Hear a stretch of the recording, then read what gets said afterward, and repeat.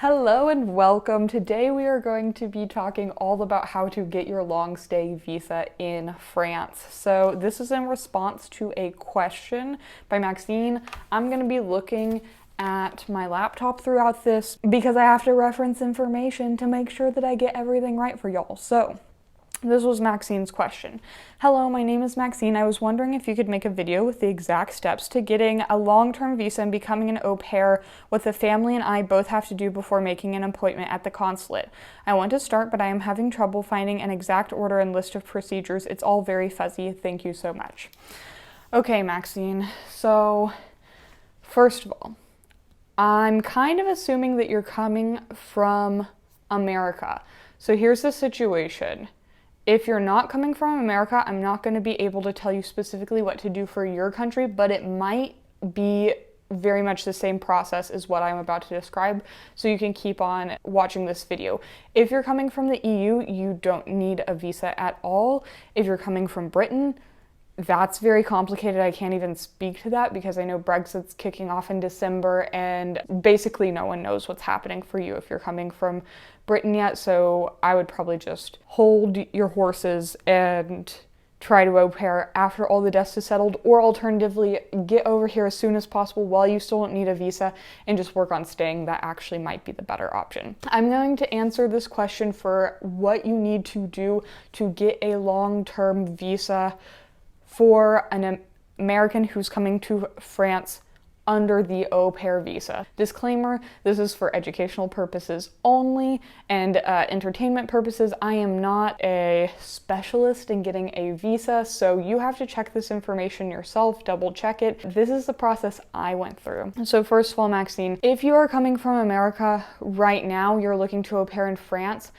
unfortunately, I think that the consensus is that that's not going to be possible. I have yet to meet an au pair in France that came over after confinement started.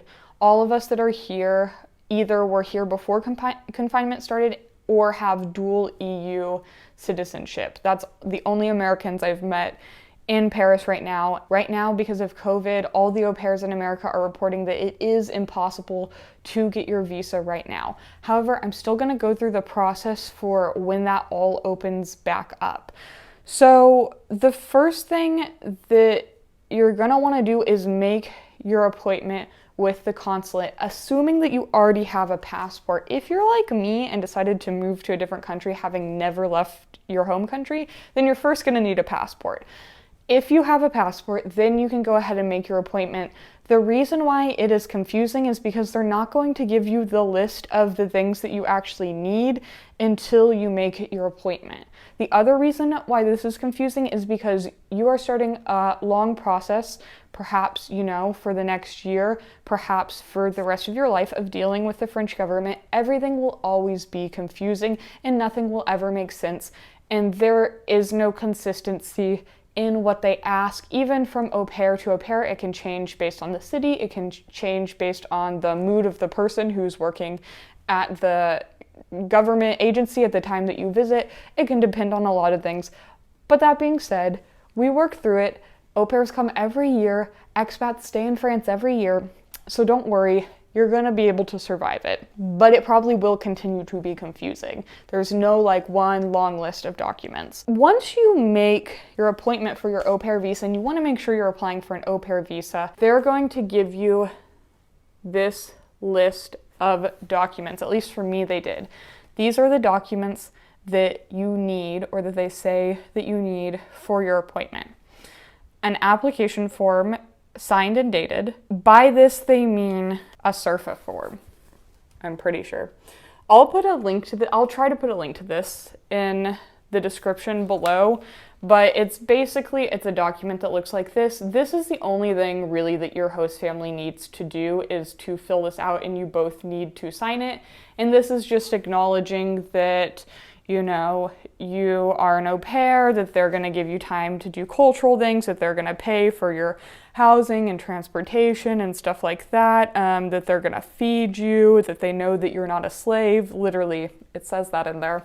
So this is just very basic. Make sure you have all of the boxes checked. You need to check, if this is your first time applying, you need to check this box that says initial and not the box that says renewment, but you need to check that. You need to check, this looks like a list. These boxes look like a list. They're check boxes. You have to check all of them. There's no option to not check all of them, but you have to check all of them. My application nearly got rejected because we didn't check all of the boxes. So make sure that you check all of the boxes. Okay, I'm editing this now and I realized that I didn't mention, have copies of your host parents' passports, both of their passports, or if they have residence cards in France, those two, because they're probably going to ask for that even though they don't list it anywhere. Beyond that, you're going to need a travel document, aka your passport, issued from less than 10 years ago, containing at least 2 blank pages, and it has to be valid obviously for as long as you are planning on staying in the country. If you are planning on staying in France 3 months or less, you're not going to be able to apply for a visa because you don't need a visa. At least to my knowledge, you're not going to be able to apply for one. You're going to need your receipt from the visa appointment. So this is basically just the confirmation that they send you that you have made your appointment. You're going to need an ID photograph.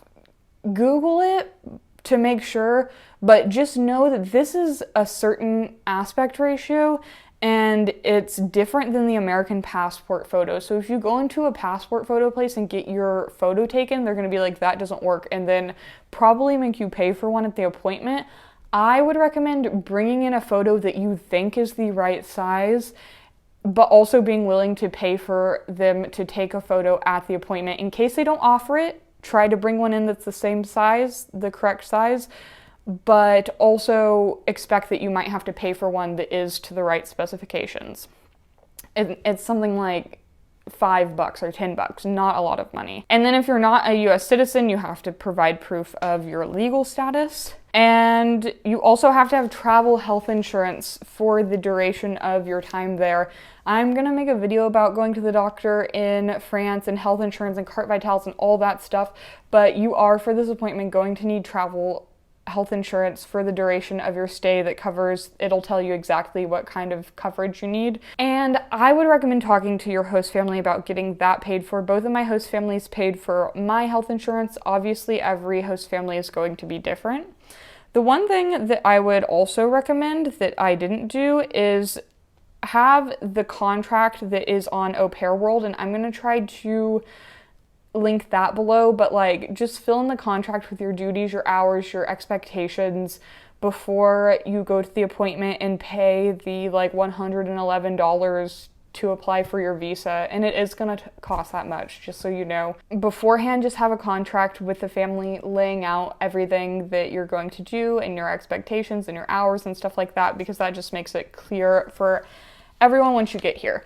Now, documents that aren't on that list that you will still need: your transcript / diplomas / proof of education. For me, I brought my transcript from college, which also had my French classes on it. Don't worry if you haven't taken French, but you are, I believe, still supposed to have graduated from high school. You can also bring your college transcripts in, your college diplomas. I would recommend bringing in copies of everything you have and giving it all to them. For me, they didn't ask for my transcript. I said, can you please take this and put it in my file? They were like, okay, you don't need it, but we'll do it. They put it in my file and then later emailed me asking for my diploma because the transcript wasn't good enough. So like, not only did they not ask for all of the documents that they require, they emailed me asking for like a higher quality document than I'd already included in that, if you know what I mean. Yeah, things like that are gonna happen.